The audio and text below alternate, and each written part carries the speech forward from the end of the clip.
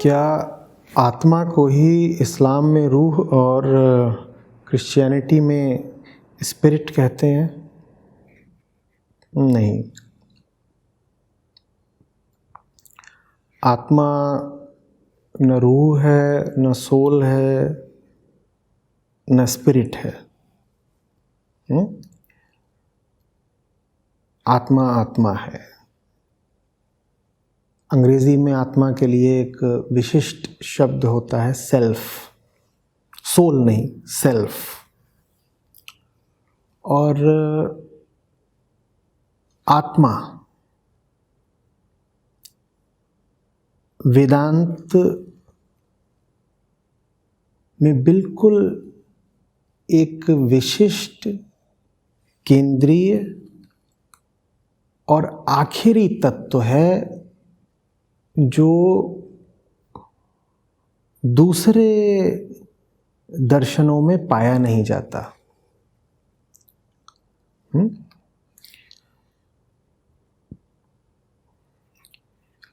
Self की अवधारणा ही नहीं है दूसरे पंथों में, समुदायों में, मजहबों में। वहाँ गॉड हो सकता है, ट्रिनिटी हो सकती है, स्पिरिट हो सकती है।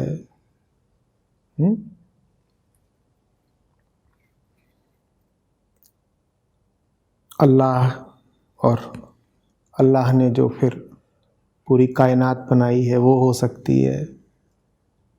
फादर, सन और होली स्पिरिट हो सकते हैं। लेकिन आत्मा वहाँ कहीं नहीं है। आत्मा बहुत अनूठी चीज़ है, अगर मैं उसे चीज़ कह सकूँ तो। आत्मा बहुत अनूठी चीज़ है जो वैदिक दर्शन में ही पाई जाती है।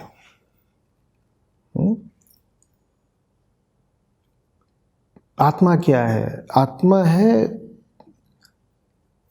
तुम्हारी और मेरी सच्चाई। और सोल और स्पिरिट क्या है? ये कॉन्सेप्ट्स हैं।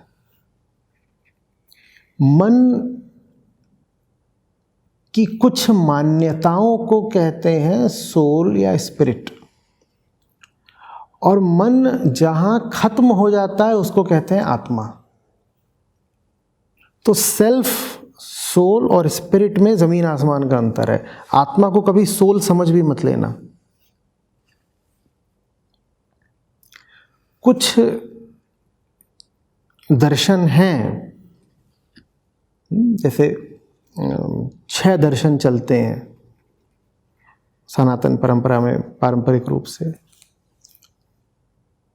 जो कि जीवात्मा की बात करते हैं और जो कहते हैं कि जितने लोग हैं सबकी अलग अलग जीवात्मा है। उसको तुम सोल बोल सकते हो, ठीक है। जैसे मीमांसा दर्शन है, उसमें ये माना जाता है कि हर प्राणी की अपनी अलग एक जीवात्मा है। वो ठीक है, उसको सोल बोल सकते हो। लेकिन वेदांत में जिस आत्मा की बात हो रही है, और ये जो 6 दर्शन हैं, इनमें जो श्रेष्ठतम है और जिसको वैश्विक मान्यता भी सबसे ज़्यादा मिली, वो वेदांत ही है।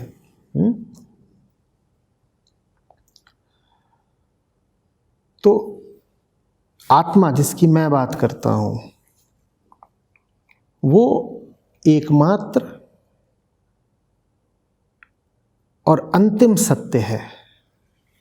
वो है जो ब्रह्म से एक है।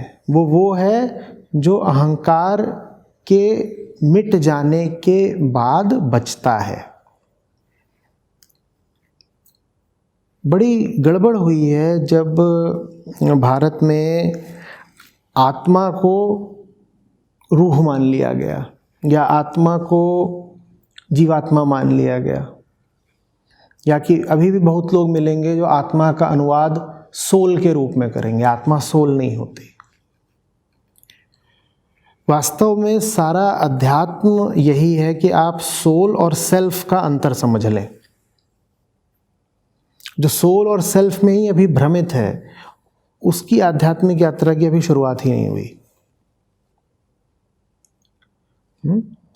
इसीलिए मैं बार बार बोला करता हूँ कि दुनिया का कोई भी दर्शन हो, कोई भी पंथ हो, मज़हब हो, उसको समझना है अगर, तो शुरुआत आप वेदांत से करें, क्योंकि वेदांत के पास एक ऐसी खास कुंजी है जो कहीं और है ही नहीं।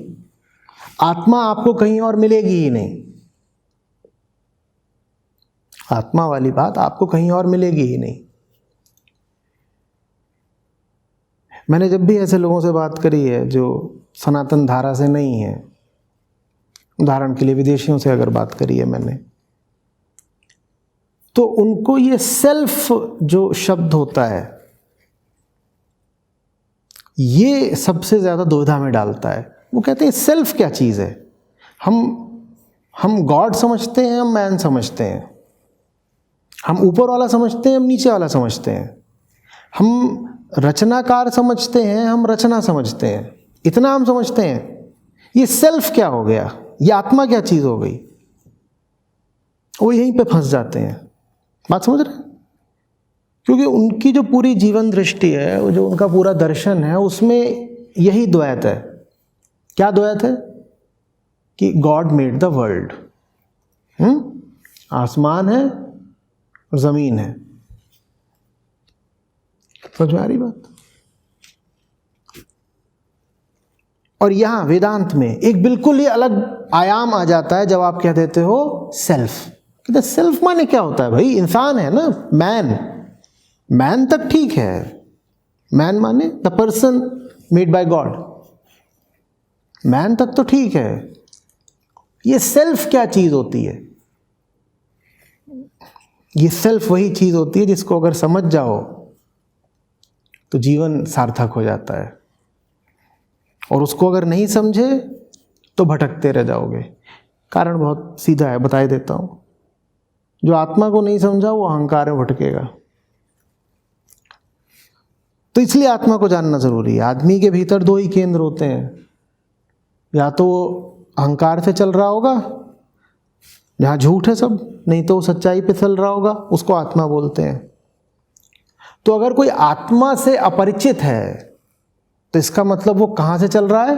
अहंकार से चल रहा है। माने जो आत्मा से अपरिचित है उनके जीवन में दुख ही दुख रहेगा, क्योंकि अहंकार माने दुख।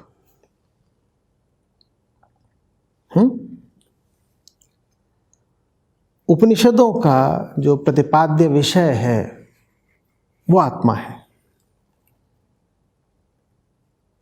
कि कैसे अहंकार की सफाई करें। अहंकार माने वो जो भीतर हमारे भावना रहती है, मैं ऐसा, मैं वैसा, अच्छा बुरा, ऊंचा नीचा, जैसा भी खुद को लेकर के जो धारणा विचार है उसे अहंकार बोलते हैं। तो उस अहंकार की कैसे सफाई करें कि उसमें कोई गंदगी बचे ही नहीं। जब उसमें कोई गंदगी नहीं बच रहती तो उसको आत्मा कहते हैं।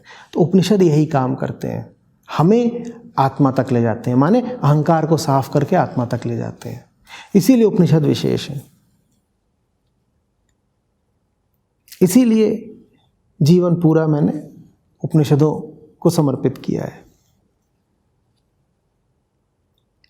और इसीलिए विवेकानंद कहा करते थे कि वेदांत जो है वो भविष्य का विश्व धर्म है।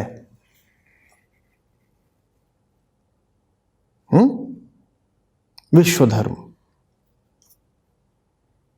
और यहां ये याद रखिए कि वेदांत उस हिंदू धर्म से कई मामलों में बहुत भिन्न है जिसका आप अपने आसपास आचरण होता देखते हैं।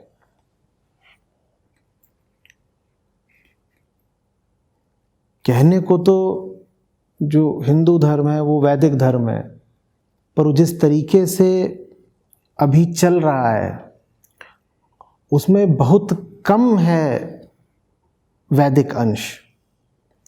इसीलिए एक साधारण सामान्य हिंदू की जो जीवन चल रहा है और उसकी जो मान्यताएं हैं वो वेदांत के बहुत विरुद्ध हैं।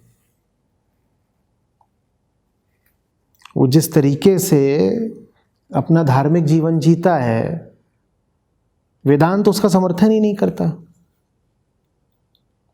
तो जब मैं कह रहा हूं कि स्वामी विवेकानंद कहा करते थे, सोचा करते थे कि वेदांत विश्व धर्म हो सकता है भविष्य का, तो वो ये नहीं कह रहे थे कि हिंदू धर्म भविष्य का विश्व धर्म हो सकता है, क्योंकि जो प्रचलित हिंदू धर्म है और जो बात वेदांत कहता है, दोनों में काफ़ी भेद है। होना नहीं चाहिए पर दुर्भाग्यवश काफ़ी भेद है।